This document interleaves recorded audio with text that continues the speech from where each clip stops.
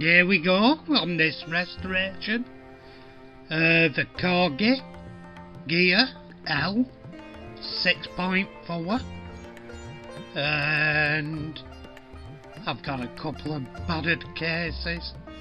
Altogether I had 3, and I've made 1 out of 3, and the actual car was actually quite a pretty car.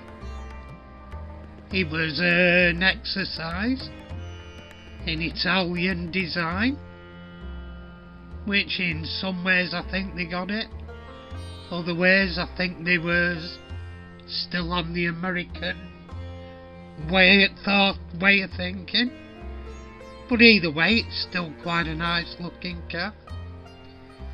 And there's the back end. It's sort of, the best way to describe it is sort of 50% American and 50% Italian. They got the brief, but not quite. But anyway, I digress. It's a smartish looking car. The interior was nice. In fact, you can describe that as sumptuous. It's almost Bentley-like.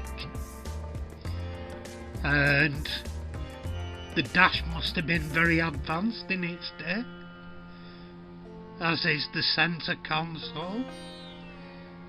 Single speaker nowadays. You'd have a speaker in each door. Anyway, these are the examples I'm starting with. And another one as well, I had one of the blue ones. And it's worth mentioning, there are changes to the design. If you're doing one of these and you're using another for spurts, you have to watch out. There's 2 distinct differences, and one has slightly different bumpers to fit the mounting points, and the base is different. One of them clips in at the back, and you have a single rivet at the front, and another one has a rivet at the front and a rivet at the back. That's the base with a clip in. You can see the clip at the rear there. And I'm choosing basically all the parts I'm going to use, which ones are going to be going with which. I did want to use the red interior, but it was broken, so I could use the red door cards, but that wasn't going to happen. And this one, the beige ones, they had the red door cards as well for some reason, so later on I sprayed them white. You can see that being done later.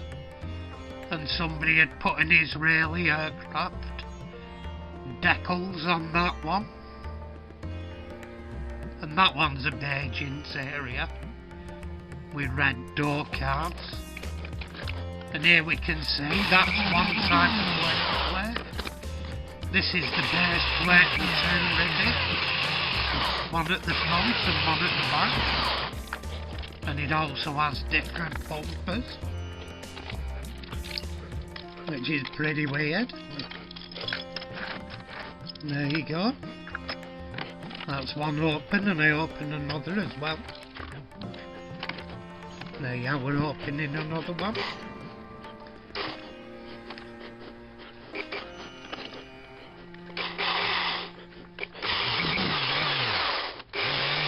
And there we go. Almost done. Of some bitch. And here I'm going through selecting the best pieces off each one. Save the rest in a bag. You never know when they'll come in handy again. And here I used my panel line scriber for my plastic models to pop out the door pockets. It's like a drawing pin, one of the plastic headed drawing pins stuck into a biro tube. And here, if you watch it, all my caustic escapes. because the bottom of my tin line from last time I used it, it was like a pepper pot and it flooded my bench. So here we go. I'm drilling my 1.7mm drill bit. Drilling the body casting out and at this point I'm cleaning up with wire wool.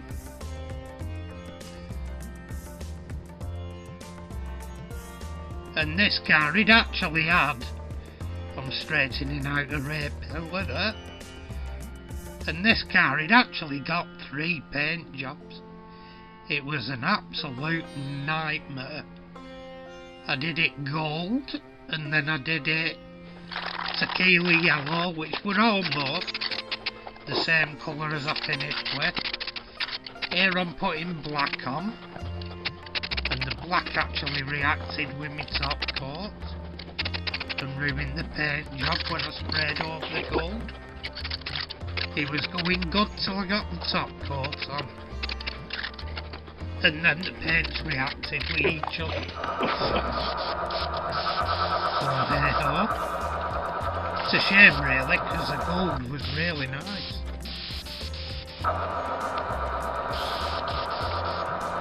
The gold looked really good.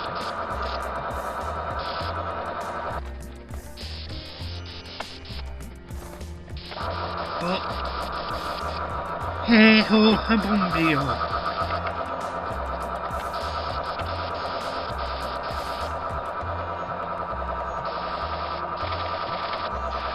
But yeah, it did look good. The gold colour in here.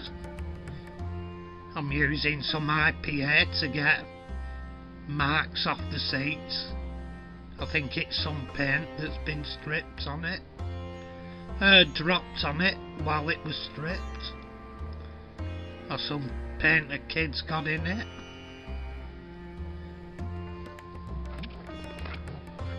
And anyway, this is my first paint job. I masked it up and I sprayed the engine. No, this is my second paint job, sorry. First was gold, this was me tequila. Me candy colour tequila. Yellow. Anyway, when I took the masking off, it stripped paint off the rear arch. So I stripped the paints again. All that work and ended up stripping the paint. Oh, I was furious. I was proper furious. I could have thrown my handbag across the room. Anyway, here we go. Still peeling the paint off. I ended up, because I have rather good clear, I ended up having to use paint stripper. Because the caustic didn't move it. It probably would have done if it were older paint, but it was quite new. Anyway, here, what I'm putting on now. This one is pearl.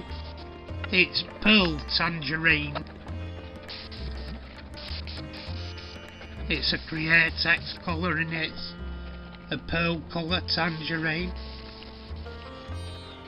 I already had it in black and really I should have done silver over it and then done the tangerine, but hey ho, whatever works, works.